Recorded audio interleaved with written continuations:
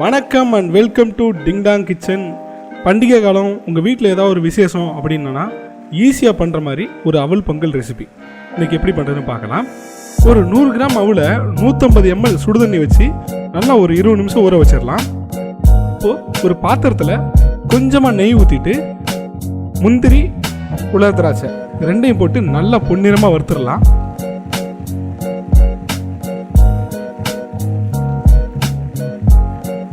இதை நல்லா வறுத்துட்டு ஓரமாக எடுத்து வச்சிடலாம். இப்போ அதே பாத்திரத்தில் கொஞ்சம் நெய்யோட 150 கிராம் அளவு இருக்கிற மாதிரி வெல்லத்தை போட்டு நல்லா இலக விட்டுடலாம்.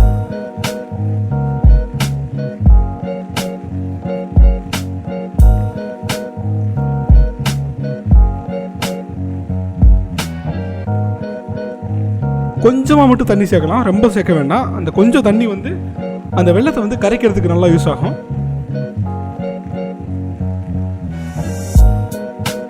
லோ ஃப்ளேம்லேயே வச்சு வெல்லத்தை நல்லா கரைச்சிடலாம்.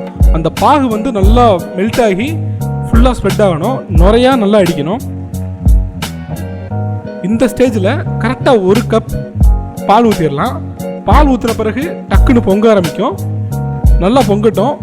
நல்லா சூடல் இருக்கிறதுனால பால் டக்குன்னு பொங்கிடும். 1 கப் பால் தான் நம்ம ஊற்றிருக்கோம், அதனால் வேகமாக பொங்கிடும். இதை நல்லா மிக்ஸ் பண்ணிடலாம்.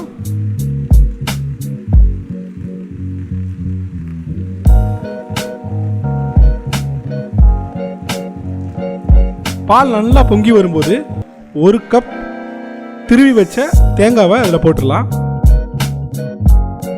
தேங்காய் ஒரு பொங்கலுக்கு ஒரு நல்ல ஃப்ளேவர் கொடுக்கும்.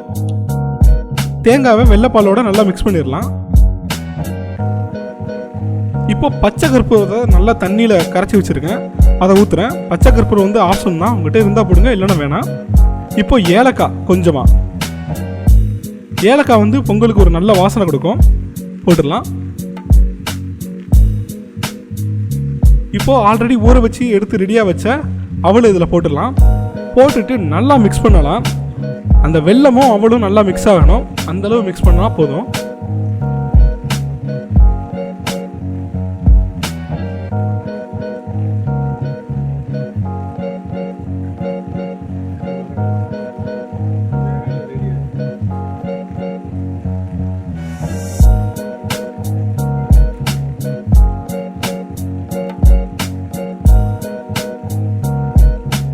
நல்லா மிக்ஸ் பண்ணிடலாம். இதை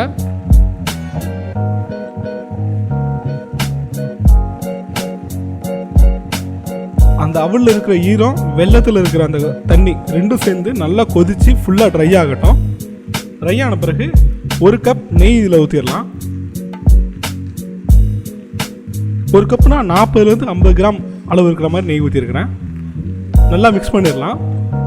வெல்லம் போட்டதுனால அடி பிடிக்கும், அதனால் கேஸை குறைச்சி வச்சுட்டு நல்லா மிக்ஸ் பண்ணிடுங்க.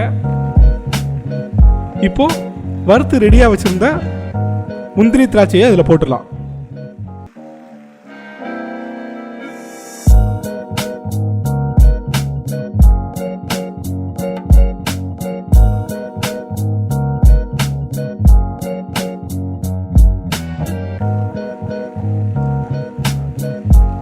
ஒரு 2 நிமிஷம் மட்டும் அதை கொதிக்கட்டும் நல்லா. இப்போ அதை ஆஃப் பண்ணிடலாம்.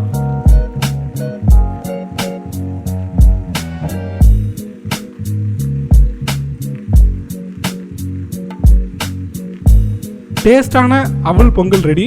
உங்கள் வீட்டில் பண்டிகை காலத்தில் ஈஸியாக பண்ணுற ரெசிபி இது. உங்கள் வீட்டில் ட்ரை பண்ணி பார்த்துட்டு எப்படி இருந்ததுன்னு மறக்காமல் கமெண்ட் பண்ணுங்கள்.